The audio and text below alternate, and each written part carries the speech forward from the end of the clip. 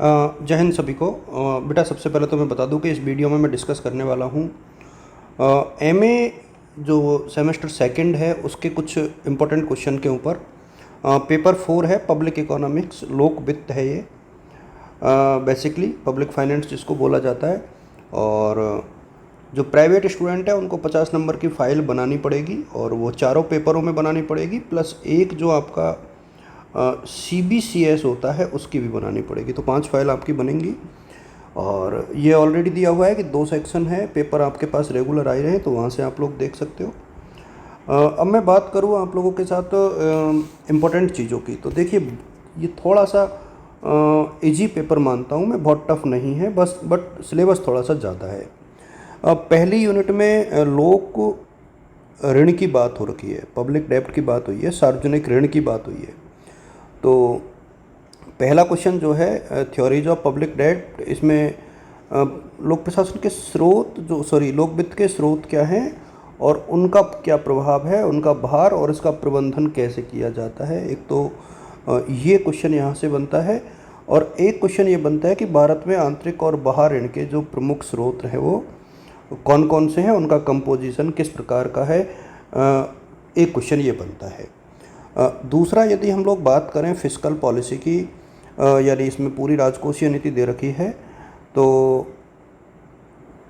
Neutral और compensatory जो fiscal policy है वो क्या होती है, एक क्वेश्चन तो ये बनता है। ये थोड़ा सा इसमें टफ पड़ता है मेरे सामने।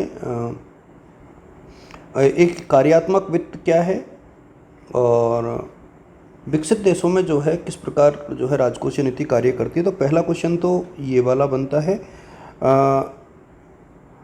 इसके अलावा बैलेंस्ड जो बजट है यानी संतुलित बजट गुणक है ये, और interdependence of fiscal and monetary policy. इसमें मैं आपको बता दूं कि इंटरडिपेंडेंस ऑफ फिस्कल और मॉनेटरी जो पॉलिसी होती है, इसको थोड़ा सा अच्छे से रीड करें, क्योंकि इसमें क्राउडिंग आउट और क्राउडिंग इन इफेक्ट पूछा जाता है कई बार।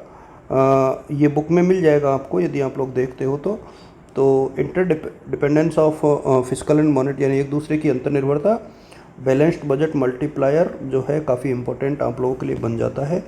इतना यदि आप लोग पढ़ोगे तो शायद यहाँ फिर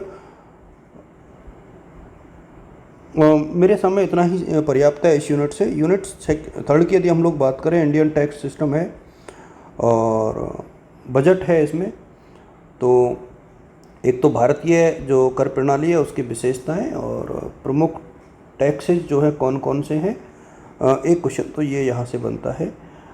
एक जो है मेरे सामने एक क्वेश्चन बनता है कि मेजर टैक्स जो ट्रेंड है पब्लिक एक्सपेंडिचर के भारत में, ग्रोथ कंपोजिशन है वो क्या है, और भारत में बजट काटे की समस्या और FRBM एक्ट। ये जो क्वेश्चन है वो एग्ज़ाम के हिसाब से थोड़े इंपॉर्टेंट बनते हैं, इनको थोड़ा सा ज़्यादा आप लोग देख करके जाएं। फिस्कल फेडरलिज्म जो है बहुत इंपॉर्टेंट है, क्योंकि हमारे यहाँ राज्य और केंद्र सरकारें मिलकर कार्य करती हैं। तो एक तो राजकोषीय संघवाद क्या है, उसकी सिद्धांत और समस्याएं, ये कहीं नहीं मिले तो आपको एज इट इज़ गूगल पे कर लेना, वहाँ पे आपको मिल जाएगा। और भारत में जो है केंद्र राज्य वित्तीय संबंधों की प्रमुख समस्याएं, तो ये भी क्वेश्चन यहाँ से बनता है। इसके अलावा मुझे जो लगता है कि criteria for resource transfer from state centre to state और फाइनेंस कमीशन, ये थोड़ा सा आप लोग इसलिए देख लेना क्योंकि यहाँ से एक क्वेश्चन 16 नंबर का आ जाएगा। नीचे वाले टॉपिक थोड़े से टफ पढ़ सकते हैं, जहाँ 16 नंबर का क्वेश्चन अटैम्प्ट करना मुश्किल होगा। रिसेंट टैक्स रिफॉर्म्स में भारत की कर प्रणाली की फिर विशेषताएँ पूछी जा सकती हैं। मेजर टैक्स ये ऊपर भी है, यहाँ भी है। और इसके अलावा मुझे जो लगता है कि एक पूरा क्वेश्चन जो है आप यहाँ पर GST, इसका अर्थ, कॉन्सेप्ट, स्लैब, अपॉर्चुनिटी और चैलेंजेज, और इसके अलावा GST काउंसिल का स्ट्रक्चर और इसके कार्य, ये पूरा आप लोगों को देखना पड़ेगा और इसके अकॉर्डिंग आपको प्रिपरेशन करनी पड़ेगी।